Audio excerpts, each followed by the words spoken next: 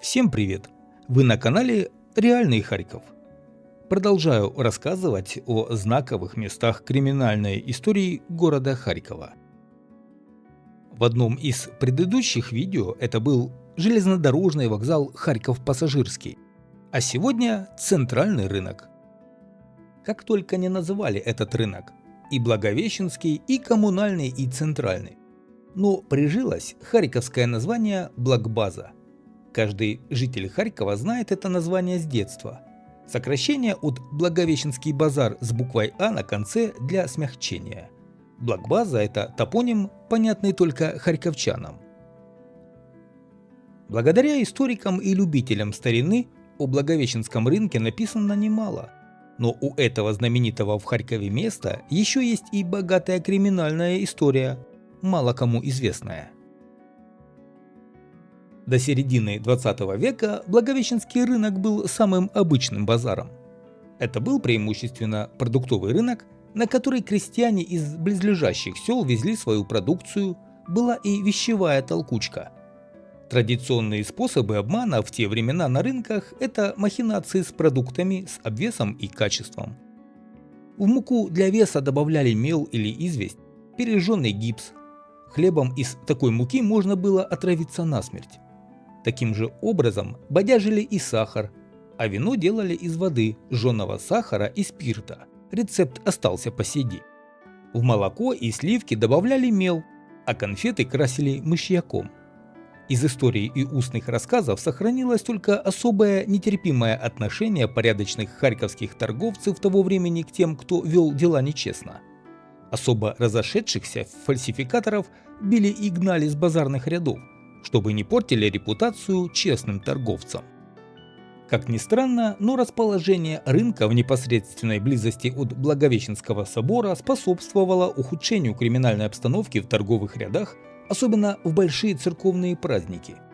Крупнейшая церковь в Харькове привлекала всевозможных бродяг-попрошаек. В отличие от профессиональных церковных попрошаек, которые имели постоянную работу и жилье, бродяги или босяки были представителями одной из преступных воровских профессий и попрошайничеством занимались время от времени так же охотно, как и воровством и разбоем. После праздников ватаги таких нищих количеством в несколько десятков человек направлялись от собора по Суздальским рядам на базар, где могли сходу обнести несколько торговых точек, а потом на ночлег располагались на берегу Лопани, возле Бурсатского моста, и могли жить там еще много дней и ночей после. Кстати, подобное нашествие бездомных Благбаза пережил и в начале 1990-х. Но это все дела давно прошедших лет. Криминальная история этого места с реальными воспоминаниями очевидцев начинается с 1986 года, когда в Советском Союзе был принят закон о кооперации. На рынке появляются всевозможные промтовары, изготовленные новоиспеченными предпринимателями. Именно в 1986 году, по легенде и по рассказу харьковского мошенника Вити Варвары, впервые провернули аферу под названием «Телецвет», которая позже в разных вариантах работала по всему бывшему Союзу. По слухам, работает и сейчас. Суть схемы «Телецвет» состояла в том, что возле явно зажиточного торговца, согласно легенде, первым был торговец свининой и салом, располагался невзрачного вида мужичок. На прилавок выставлялся мешок с какими-то непонятными радиодеталями. Мужичок объяснял соседу-колхознику, что работает на радиозаводе, украл эти детали 1000 штук со склада, и что это за детали не знает.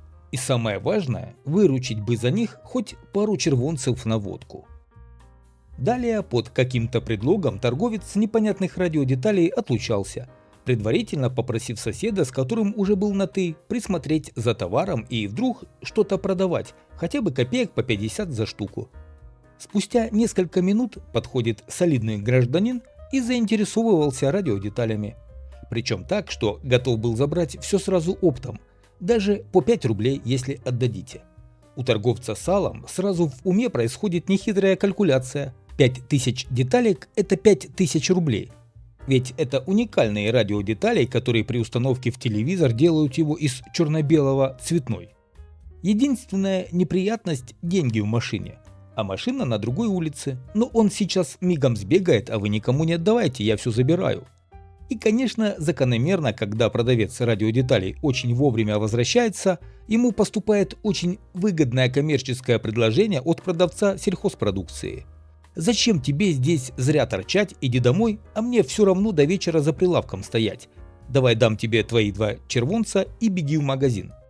Но у мужчинки вдруг просыпается коммерческая жилка, и он начинает торговаться, поднимая сумму до условной суммы, устраивавшей аферистов, от 500 до 1000 рублей.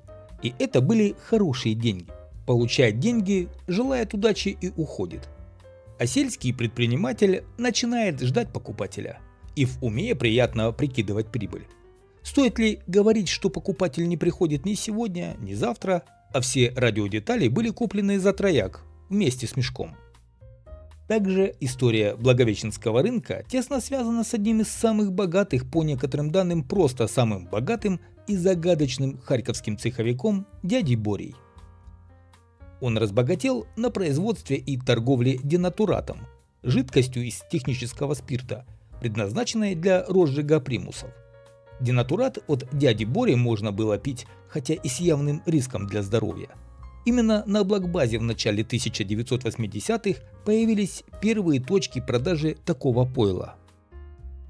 В начале 1990-х Блакбаза становится центром всей коммерческой жизни Харькова. Уже сложно представить наш город без рынка Барабашова. Но когда-то именно Благовещенский рынок был локомотивом харьковской торговли. Перед выходом из метро центральный рынок появляются и затем прочно обосновываются навсегда новоиспеченные менялы-купонщики. Сразу за входом в рынок располагаются оптовые ряды, где можно было купить абсолютно все и в любых количествах. Об объемах оптовой торговли с сигаретами на Блакбазе говорит тот факт, что популярный тогда железнодорожный состав Харьков-Баку отправлялся с вокзала почти полностью забитым блоками импортных сигарет. Буквально оптовики с Северного Кавказа могли запрессовать купе сигаретами под самую крышу, а ехать в соседнем. Основные покупатели были из Дагестана. За оптовыми рядами торговали импортными вещами. Харьковские челноки одними из самых первых в стране начали летать в Турцию за товаром. Торговая точка того времени на Блакбазе – это не магазин и даже не киоск. Это примерно 1,5 метра складного столика с товаром. Столики стояли так тесно друг к другу, что пройти между ними было нереально. Конечно, представители харьковского преступного сообщества не могли остаться в стороне от такого экономически активного места. Больше всего досаждали новым харьковским бизнесменам так называемые отворотчики, то есть те, кто воровал товар. Были одиночки, которые просто тянули любой товар с лотков у зазевавшихся торгашей, а были и целые группировки с десятками участников. В основном это были малолетки, несовершеннолетние, что позволяло избежать ответственности в случае задержания. Такие организованные группы действовали особо эффективно во время перевозки товара на тележках. Отвлекали грузчиков, иногда просто вступали в открытый конфликт, а в это время остальные хватали баулы, ящики или упаковки с товаром и разбегались в разные стороны. Такие налеты доставляли очень существенный ущерб торговым людям. Иногда также обносили именно торговые точки непосредственно на торговых рядах. Предварительно засылали разведчиков цинкануть, то есть рассмотреть точки с особо ценным и емким по объему и весу товарами. После также толпой налетали и в толчье расхватывали товар. Полноценной криминальной легендой Блакбазы сложно кого-то назвать. Близость городского управления милиции, то есть буквально в 100 метрах от базара, главный вход в главное здание с милиционерами в городе не позволяла появиться полноценному смотрящему по базару, хотя желающие были. И вряд ли кто-то из харьковских авторитетов того времени мог бы называться хозяином Блакбазы. Единственный харьковский криминальный авторитет, который что-то решал и имел вес в этом месте длительное время, был Александр Алтухов, Саша Алтух. Бывший боксер Алтух был и внешности соответствующий. Крепкий, небольшого роста, с короткой шеей, перебитым носом и множеством шрамов на лице, иногда он разруливал конфликты торговцев за место. В такой толчее конфликты случались регулярно, и кто мог и знал, обращались к Алтуху. Зачастую всего лишь появление этого персонажа на торговых рядах наводило порядок и тушило конфликты. Если спор не унимался, или просто его не узнавали, или не замечали в пылу конфликта, Алтух обычно спокойно и негромко говорил: «Вам что, мыши, хвосты повыдергивать?» И этого было достаточно. В тех годах, особенно в 90-х, продавались рубашки на центральном рынке Харькова, как в палатках, так и с земли. Торговля была стихийной и хаотичной. Продавцы предлагали широкий ассортимент рубашек разных фасонов, цветов и размеров, часто привезенных из Турции, Польши и других стран. Цены были в основном в долларах, и торговаться было обычным делом. Центральный рынок в 90-х был местом с очень специфической атмосферой, где царил дух предпринимательства и хаоса.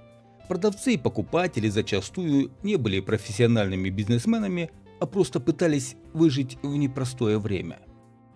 Сейчас наша Блакбаза из-за войны и многочисленных обстрелов Барабашова вернула себе титул центра базарной торговли Харькова. И это вполне благопристойное и спокойное место, насколько это возможно для базара в большом городе. Но все равно, уважаемые харьковчане, будучи на Блакбазе, не расслабляйтесь и не забывайте, что базар – это потенциально опасное место и одно из любимых для преступников.